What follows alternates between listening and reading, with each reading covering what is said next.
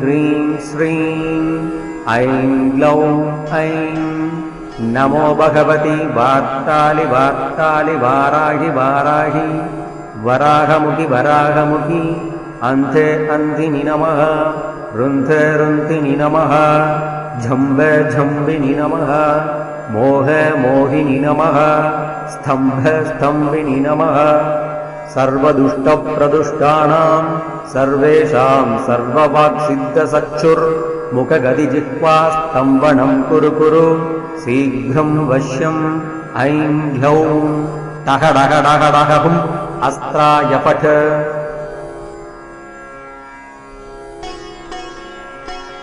श्रीमोक्षित भक्तिवाहिनी। ॐ ऐं ह्रीं श्रीं ऐं ग्लौं ऐं नमो भगवति वार्तालि वार्तालि वाराहि वाराहि वराहमुखि वराहमुखि अन्धे अन्धिनि नमः रुन्धे रुन्धिनि नमः झम्बे झम्बिनि नमः मोहे मोहिनि नमः स्तम्भे स्तम्भिनि नमः सर्वदुष्टप्रदुष्टानां सर्वेषां सर्ववाक्सिद्धसक्षुर्मुखगदिजिह्वास्तम्भनं कुरु कुरु शीघ्रं वश्यम् ऐं ग्लौं टः डः डः डः हुम् अस्त्राय पठ।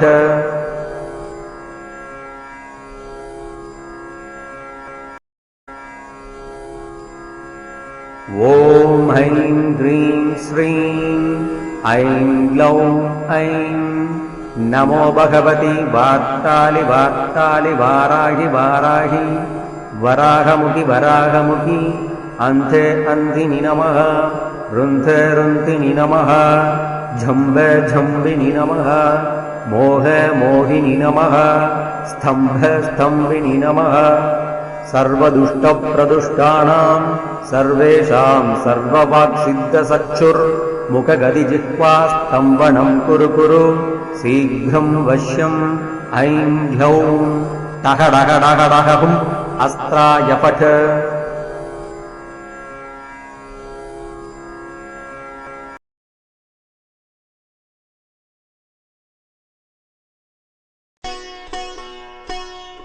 श्रीमोक्षित भक्तिवाहिनी।